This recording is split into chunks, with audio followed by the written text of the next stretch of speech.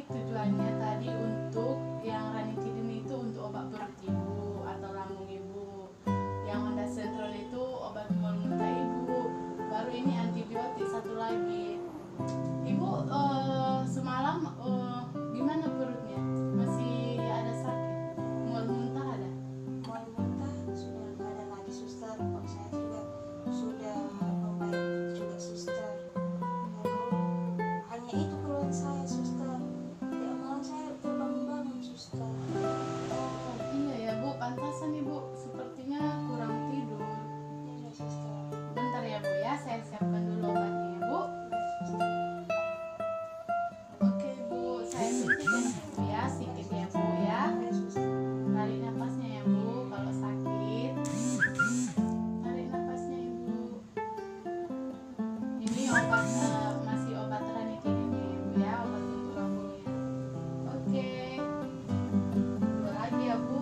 Ini obat ondansetron. Sedikit ya Bu ya. Sakit Bu? Iya suster. Kalau sakit tarik nafas aja ya Bu ya. Iya suster. Oke.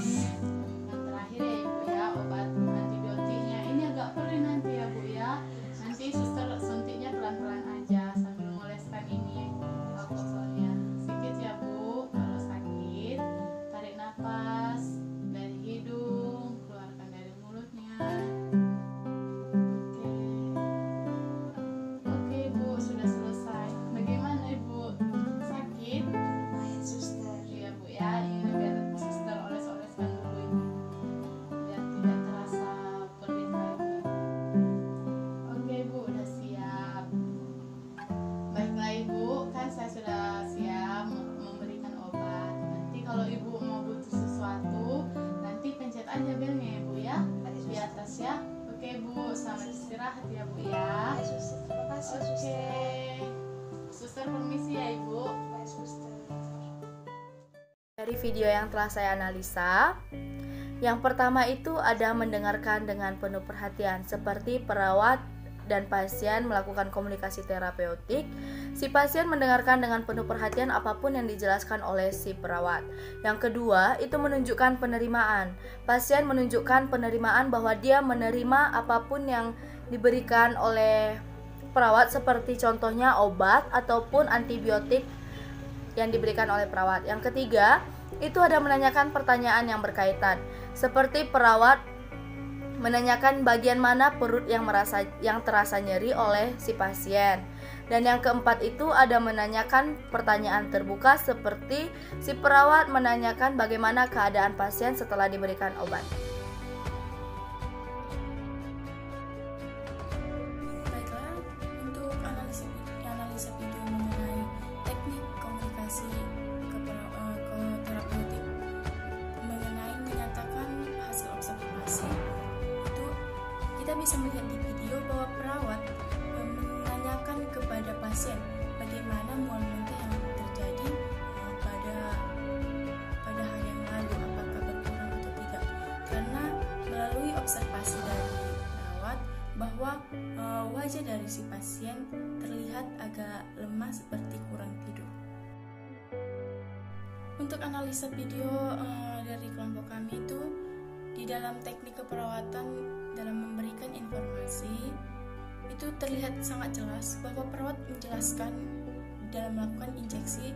Di situ perawat menjelaskan nama-nama obat dan juga kegunaannya. Dia menjelaskan nama obat itu kepada si pasien supaya tidak terjadi salah tindakan dan si pasien mengetahui informasi mengenai obat tersebut. Untuk teknik mengulang kembali ungkapan si klien dengan kata-kata sendiri, di dalam video ke kelompok kami tidak terlihat bahwa si perawat mengulang kata-kata atau mengulang ungkapan dari si pasien tersebut dengan kata-kata sendiri. Karena yang saya lihat, perawat hanya menanyakan bagaimana keadaannya, dan berdasarkan observasinya dia mengatakan bahwa si pasien tersebut seperti kurang tidur. Jadi tidak nampak dari video tersebut bahwa si perawat mengulang kembali ungkapan dari si pasien dengan kata-katanya sendiri. Untuk teknik komunikasi sini perawat itu memberikan kesempatan kepada si klien untuk berpendapat atau untuk menyatakan pikirannya. Di dalam video tersebut terlihat jelas bahwa si perawat tidak berbicara terus-menerus, tapi dia menanyakan kepada si klien. Kemudian ketika si klien berbicara, si perawat tersebut diam, tidak saut menyaut, begitu, sehingga percakapannya terjalin dengan baik. Baiklah suster, saya dari kelompok 1 NIM 043 ingin mengutarakan tentang hasil analisis saya berdasarkan video tentang teknik-teknik komunikasi terapeutik. Menurut saya, berdasarkan analisis saya, pada video ada empat poin yang saya analisis, yaitu 1, perawat memberikan waktu kepada klien untuk menyampaikan persepsi, yang kedua humor, yang ketiga refleksi, dan yang keempat yaitu asertif. Menurut saya pada video termasuk ada dua poin yang termasuk pada video, yaitu pada poin perawat memberikan waktu kepada klien untuk menyampaikan persepsi, yaitu pada saat perawat menanyakan bagaimana kondisi dan perasaan si pasien ketika sudah selesai diberikan pelayanan. Kemudian si perawat menyampaikan bahwa dia sudah merasakan nyaman. Kemudian dia memberikan komunikasi yang baik dengan si perawat. Kemudian yang kedua yaitu humor. Menurut saya humor tidak termasuk di dalam video tersebut, yaitu karena humor termasuk memberikan hal-hal yang lucu, dan menurut saya itu tidak termasuk di dalam video. Kemudian yang berikutnya yaitu refleksi. Menurut saya refleksi termasuk di dalam video, karena pada saat si perawat menanyakan bagaimana perasaan si pasien ketika sudah diberikan pelayanan, dan perawat klien merasakan takut ketika disuntik.